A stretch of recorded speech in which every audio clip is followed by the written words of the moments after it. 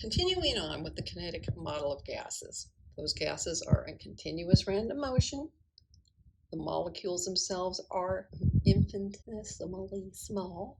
They move in straight lines until they hit something, and they don't influence one another. This is saying there's no intermolecular forces between them except during collisions. As a result, now that we have a model, we can derive a quantitative relationship between pressure and the speeds of the molecules. How am I going to do that? I would like to show you where this comes from. You are not responsible for being able to do this derivation, but otherwise I'm just throwing it out there and you're like, well, why? And where did that 3 come from?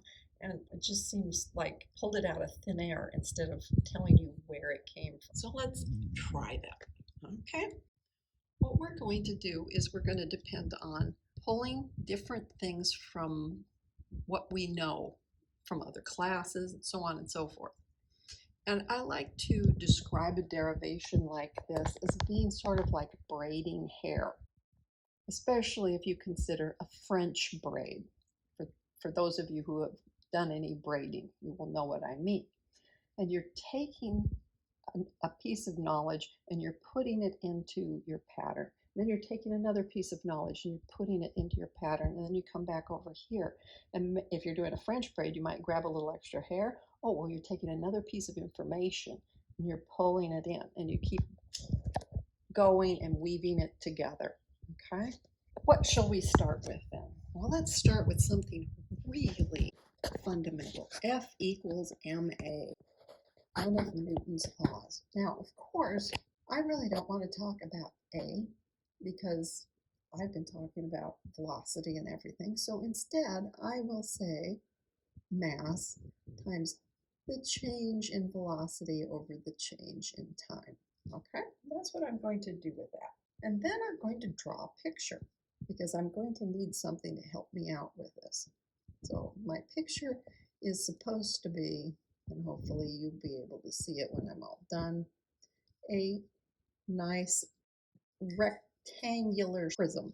Okay, so here in the back, there's the things that are on the far side that you shouldn't be able to see, but we have something that's translucent enough for you to see to the other side. Okay, here we have it.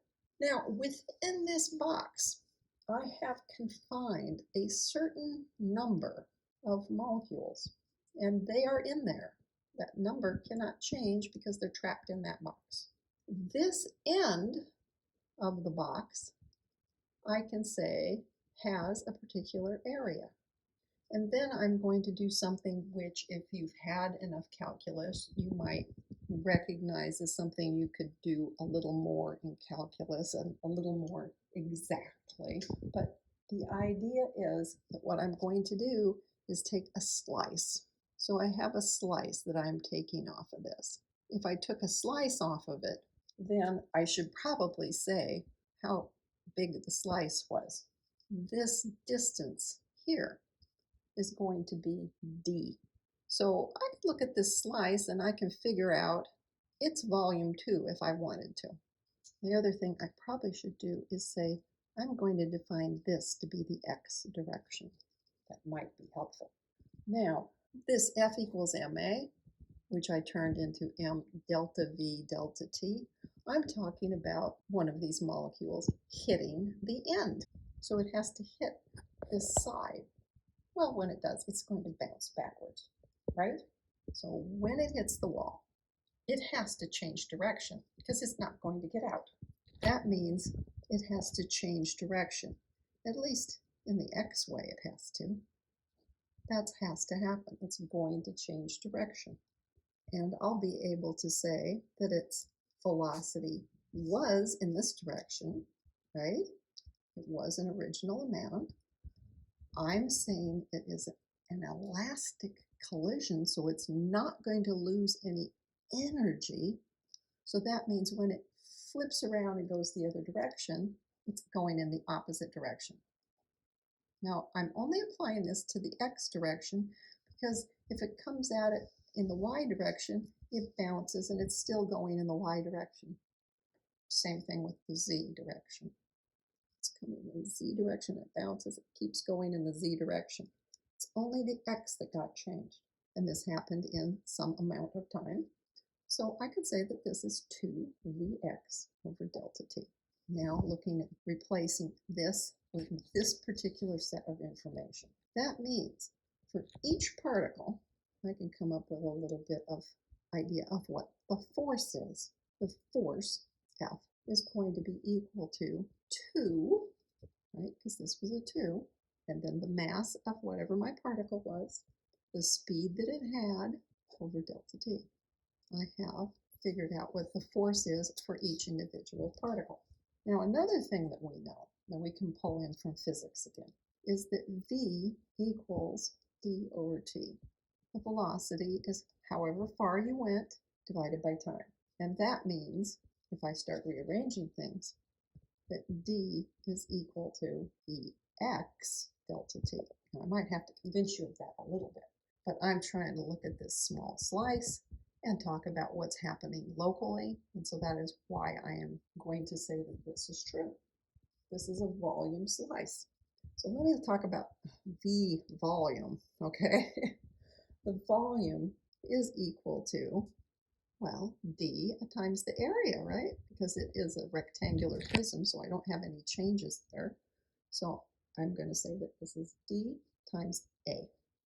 I'm going to put a dot here just in case, because if you have had calculus, you might think I'm taking a derivative of a. No, I'm not, okay? It's just d times a. Since I said that d was this, you see, this is where I'm like pulling another piece of information because I had developed this, and now I'm going to pull it back in along with the volume. So there's two different concepts I'm weaving together. That means I'm going to have a Vx delta t.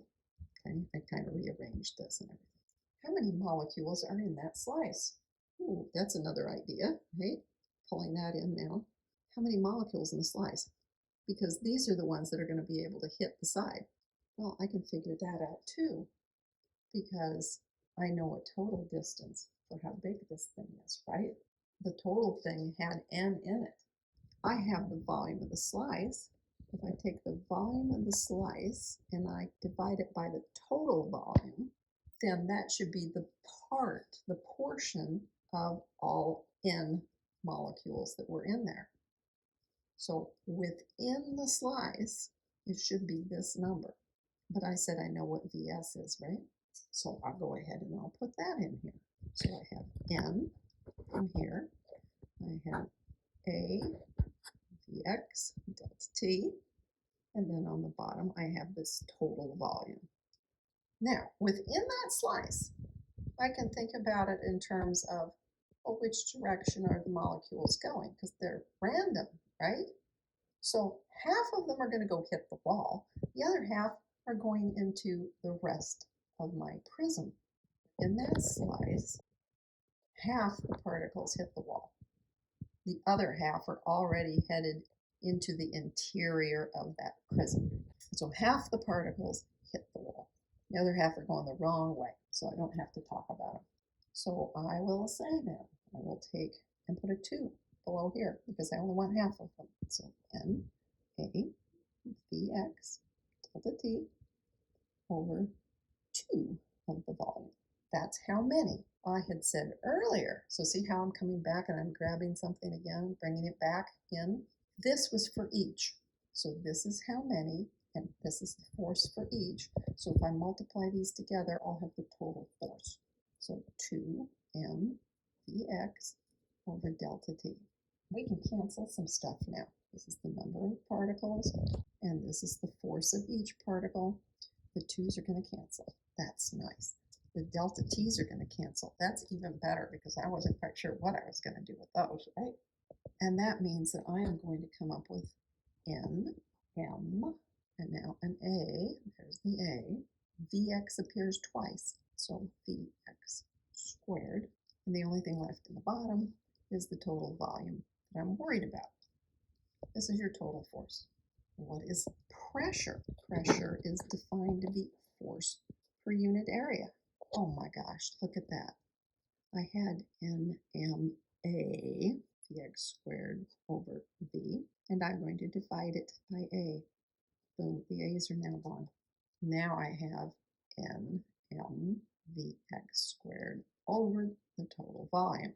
Okay, now here's where you might not have ever heard of any of this before. Depends on whether you've taken statistics or not. In statistics, they have this idea of the expected value.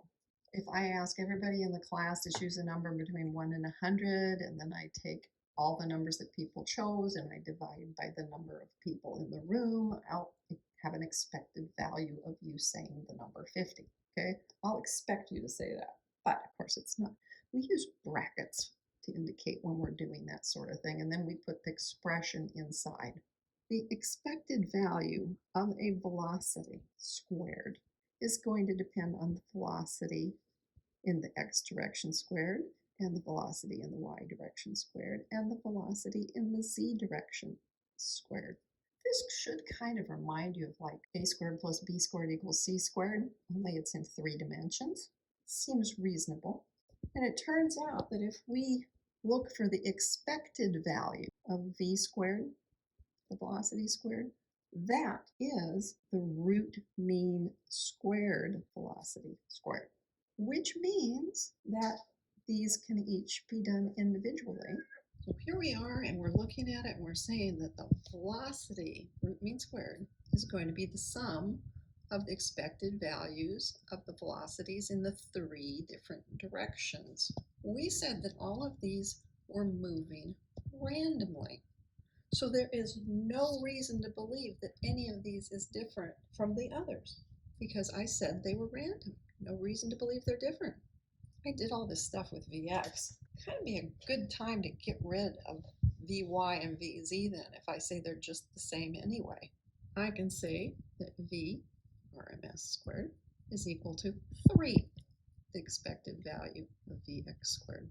At which point I can simply go into a shorthand and say that I think Vx squared should be expressed as VRMS squared divided by 3.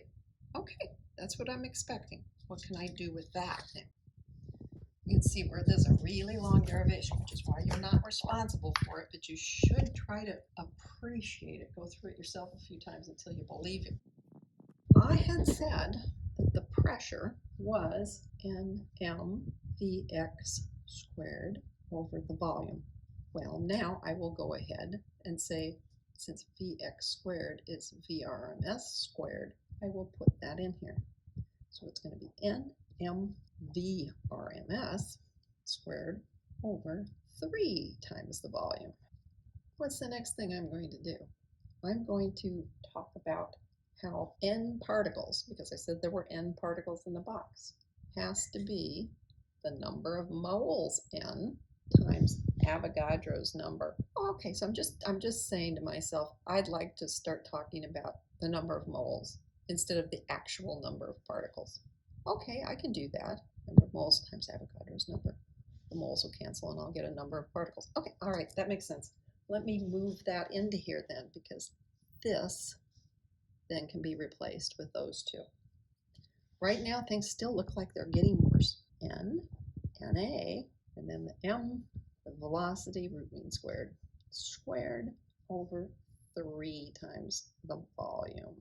There's something else I know that I need to pull into this. Avogadro's number times the mass is the molar mass, which is in grams per mole. Okay, you might have to think about that for a minute, because all this stuff's pretty new, right? But Avogadro's number times the mass of a single particle. Well, yeah, that's the molar mass, because Avogadro's number is particles per mole. So if I have a single particle that weighs this, then okay, that's all right, great. Not sure why, but let me pull that in. I'll just replace this with my molar mass. So I have P, pressure, equals N, the number of moles, times the molar mass, and then I have my V RMS squared over 3V. What's the next thing I'm going to do? I'm going to move V. I'm going to put it over here. PV equals N molar mass V RMS squared over 3. Wow, PV equals N. I know PV equals nRT. So this part is the same. So I can take this now and say molar mass, VRMS squared over 3 is equal to RT. Now I rearrange this a little bit. I'll say VRMS.